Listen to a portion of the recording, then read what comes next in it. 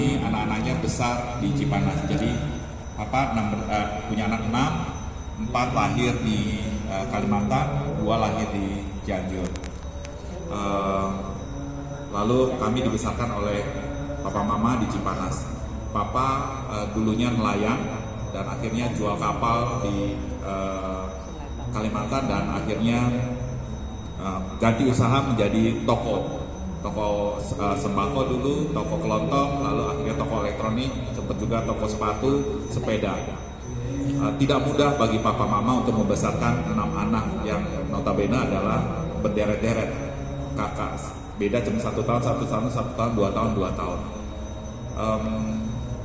Sempat saat itu toko saya masih ingat toko di kebakaran di Pasar Cipanas, lalu akhirnya papa juga harus sewa tempat dan jalankan usaha.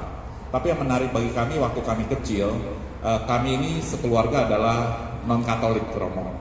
Ya, jadi kami keluarga Konghucu, dan pada saat kami kecil, saya dan kakak saya, Ko Alun, tinggal di satu keluarga Margali juga yang beragama Katolik, dan saya mengenal iman Katolik dari keluarga tersebut. Akhirnya dari 6 bersaudara, saya pertama yang dibaptis waktu saya SMP dan rajin menjadi misdinar sebelum saya juga dibaptis. Lalu singkat cerita akhirnya kakak dibaptis, lalu semua akhirnya dibaptis. Lalu akhirnya mama juga dibaptis beberapa tahun yang lalu, dan terakhir adalah papa. Papa ini dibaptis saat 23 Desember 2018, tanggalnya saya masih ingat, Romo. Dan saya waktu mama dibaptis, saya masih ingat Ko Alun yang membimbing mama. Tapi pada saat papa dibaptis, saya dengan intens membimbing papa. Yang bagaimana cara papa mendoakan aku percaya, Bapa kami, Salam Maria, dan akhirnya dibaptis di gereja gereja Filipus Rasul, Paroki Kapuk. Kami tinggal di Kasajardin dan 4 Januari 2018 uskup menetapkan wilayah kami masuk Paroki Kapuk yang sebelumnya kami di Santo Thomas Rasul. Syukur pada Allah akhirnya kami sekeluarga masuk ke dalam Nasrani, dan papa sungguh bersyukur saat papa masih sadar, masih papa bisa mengucapkan doa dan mengenal Yesus sebagai Tuhan dan Juru Selamat. Dan akhirnya papa terdiagnosa Parkinson. Saat itu kami bawa mama medical check up ke Penang, kakinya mama sakit. Akhirnya sekalian sama papa check up, ya. Papa jalannya udah agak kecil-kecil, sudah ada halusinasi juga dan lain sebagainya. Itu adalah gejala awal Parkinson, ya. Dan tapi terdiagnosanya di Penang dan akhirnya mulai rutin minum obat Parkinson sejak 2019. Kita tahu bersama bahwa Parkinson ini adalah penyakit yang progresif, ya. Mama sangat dekat dengan papa, bimbing selalu dampingi papa, ya. Dari papa dari jalan kecil-kecil, sempat papa juga patah tulang saat papa mau ganti celana karena memang Parkinson juga mengganggu otot koordinasinya. Lalu sakitnya papa itu bagi kami sebagai anaknya seperti roller coaster. Patah tulang, kami bawa ambulans, bawa ke Jakarta, ya. Lalu harus dioperasi karena pada saat posisi kaki patah itu bagi orang tua jangan sampai bedridden. Bedridden itu jangan sampai tiduran terus. Akhirnya dioperasi dan bisa berlatih jalan, ya. Step by step akhirnya berhasil jalan kembali.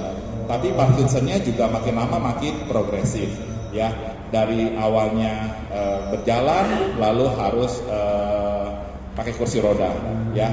Dari awalnya bisa makan sendiri, ya, akhirnya pakai sonde karena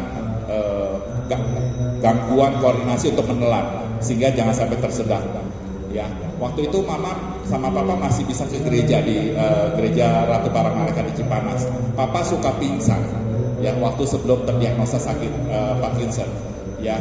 Saya pikir sebagai seorang dokter papa itu suka hipotensi, ya, tensi drop dan lain sebagainya. Saya pikir itu hal yang biasa. Ternyata itu adalah juga gejala awal dari Parkinson, begitu, ya. Jadi step by step kami sebagai anak-anak dan mama juga, yang terutama si mama yang menjadi saksi bagaimana menurunnya kondisi papa. Ya, terakhir masih ingat Juni 2023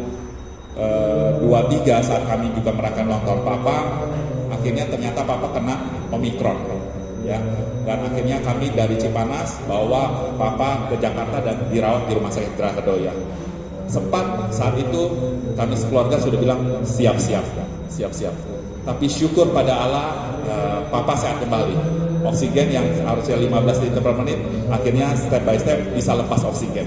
Ya, kebetulan kami dalam gerakan tabung oksigen juga membantu sesama sahabat COVID, dan oksigen kami mobilisasi di rumah sakit waktu itu dirawat setelah keluar rumah sakit. Singkat cerita akhirnya Mama mau Papa pulang ke Cipanas. Memang ada pertentangan dalam diri kami sebagai anaknya, 6 kepala, 6 bersaudara, cara penanganan dan lain sebagainya. Akhirnya ya udah kami putuskan Mama sebagai ketuanya untuk karena Mama yang dampingi Papa terus. Akhirnya Papa bawa pulang untuk dirawat di Cipanas. Di November 25 November 2023 Papa kena pneumoaspirasi karena sudah tiduran saja. Jadi dahak yang tidak bisa keluar untuk minum masuk ke paru-paru. Ya, saat itu saturasi juga 65. Ya. Kembali keluarga bilang siap-siap. Ya, akhirnya kami mau bawa ke Jakarta tapi Mama bilang tidak, bawa ke RSUD Cimacan. Ya udah, akhirnya dirawat kira-kira 8-9 hari. Pakai oksigen sudah 15 liter, sudah mau dimasukin ICU, intubasi, tapi Mama tidak setuju. Akhirnya kami manut, tidak jadi pasang intubasi, dan akhirnya selamat. Jadi juga sampai dengan lepas oksigen, ya, mukjizat terjadi kembali. Ya, tetapi yang baru saja ini 3 hari batuk, tiba-tiba saturasi langsung drop. Saya ditelepon oleh Mama kemarin sore, saya langsung ke Cipanas. Langsung saya minta koordinasi sama Koko untuk bawa bawa Papa dengan ambulans, ya. Sampai di ambulans bawa ke rumah sakit, Papa jatuh. Ya, Papa jatuh di depan UGD, kepalanya bocor, perlu 5 jahitan. Ya, jadi itu benar-benar saat kemarin itu benar-benar sangat roller coaster bagi kami, ya, keluarga. Udah saturasi 65%, kepala bocor. Ya, akhirnya CT scan, puji Tuhan tidak ada pendarahan. Ya, tapi saya datang sana UGD, saya assessment, paru-paru Papa udah putih. Ya, saturasi juga 65%. Lalu saya konsul ke dokter adik kelas kami yang dokter anestesi, karena tidak intubasi juga, maka diminta bagging. Jadi kami bergantian bagging pakai pompa untuk supaya nafas oksigen 15 liter masuk supaya oksigenasi paru-paru Papa bisa masuk. Ya, tetapi saturasi juga tetap 65%. Kami bergantian juga perawat di sana. Akhirnya masuk ke ruangan biasa, tidak mau diintubasi, tidak mau dipasang ventilator, tidak mau masuk ICU.